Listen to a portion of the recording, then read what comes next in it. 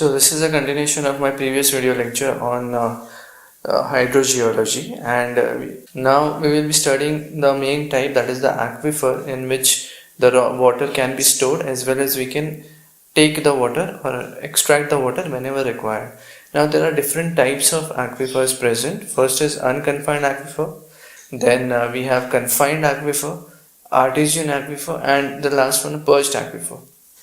So we'll be studying all of them. Unconfined aquifer, it is also called water table aquifer and the most common type encountered in the field. Here the surface of the water table is under atmospheric pressure. So what actually distinguishes each and every one is under what pressure they are inside the surface of the earth. So this unconfined is not confined under any pressure, it is under the atmospheric pressure, hence the name unconfined. So imagine that there is this big granite rock, and let us say that this is aquifuge. Okay, it cannot store water, neither we can extract from it. On top of granite, let us say that we have this aquifer, and on top of this we have soil. So the water is mainly going to be present in the aquifer. The aquifer is going to store it, and when the rainwater comes, the precipitation happens and infiltration happens. The water is stored inside the aquifer, it travels through the soil and it gets stored inside the aquifer. So you can see that this water level which is present in the aquifer, it is still being acted upon by the atmospheric pressure through these interstices and all, because this is exposed to your atmosphere, right? And if you dig a well through this, the water level in the well will be to this level, to the level at which this aquifer, the water level in the aquifer is present. What will happen if the water level is at this point? We will see that in the later part. Okay, so at whatever level that water is there in the aquifer, to that level you will be getting the water in your well. It is because of simple Bernoulli's equation. You have studied this in fluid mechanics as well. Next we have a confined aquifer. So if a rock formation saturated with water and capable of transmitting water has an overlying confining layer of impermeable rock, then such an arrangement is called as confined aquifer, and the water in this is at greater pressure than the atmospheric pressure. So as compared with the unconfined, the name itself suggests that it is confined to something, and it is confined to another impermeable layer which is on top of the aquifer, and we will see it just now. So this was our previous condition, granite, impermeable granite, aquifer and soil. What if there is one more impermeable layer over it? So when rainwater infiltrates, what will happen? This will fill up, because the rainwater is infiltrating from this point as well. So this aquifer will fill up, but there is one more confining unit over that aquifer.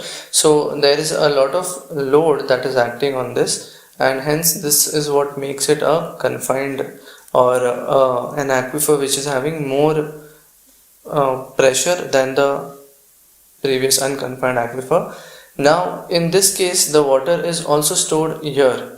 So this will be called as an unconfined aquifer, this will be called as a confined aquifer, and this would be called as an unconfined aquifer, because there is no confinement zone to it, right? And if we tap wells or if we drill wells through it, the water level in this well will be till this level, and the water level in this well will be till this level, correct?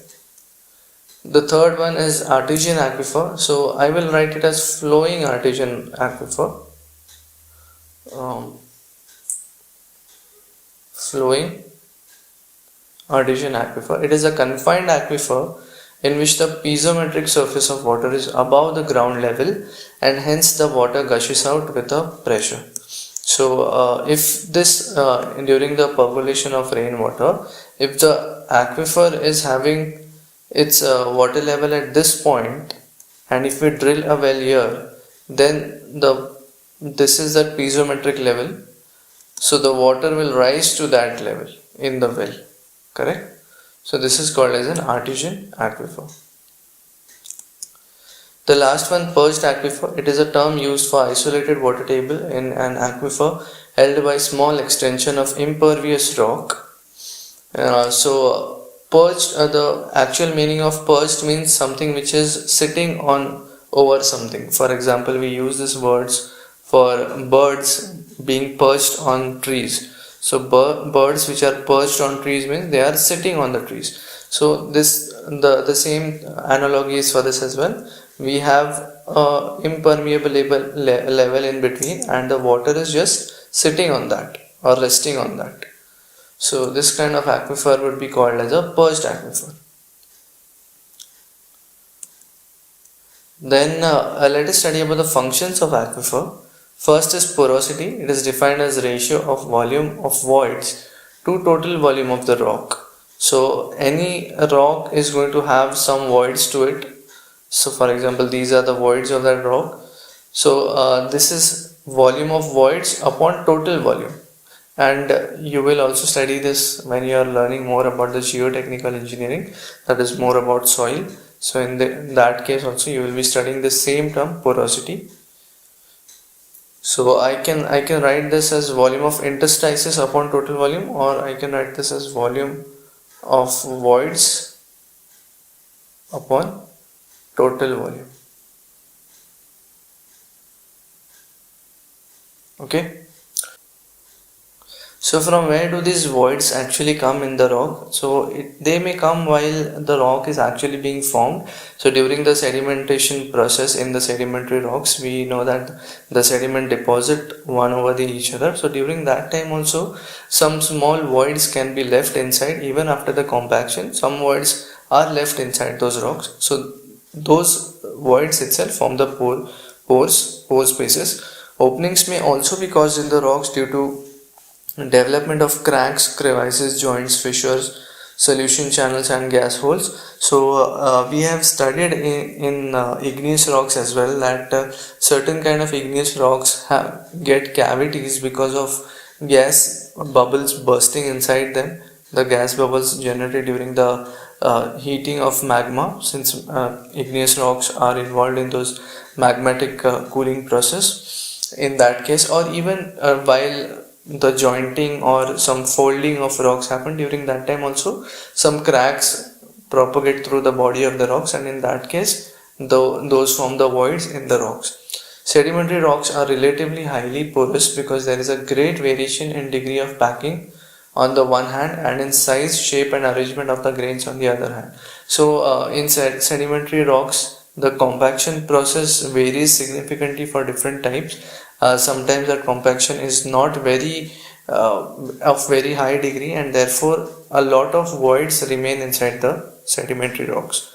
Limestones and dolomites are susceptible to the development of solution channels and cave-ins, whereas igneous rocks may become porous due to escape of gases. This igneous rock example I already gave you, that some cavities get formed inside because of escape of gases. The term solution channel states that in limestone and dolomite, some minerals inside those stones are soluble in the water. So if water is constantly acting on these rocks, these sedimentary rocks, then what will happen, that some minerals of those rocks will get dissolved in the solution, and let us say that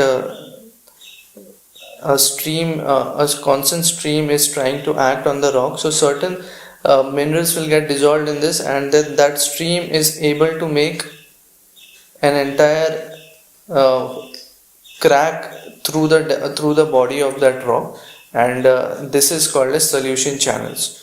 So now our rock is able to pass water through it because the minerals present in this pathway of water got dissolved in the water, and it created a channel sort of thing. So those are called as solution channels. There are few more properties, few more functions of aquifer that we'll be studying in the next lecture. So till then, take care. Thank you.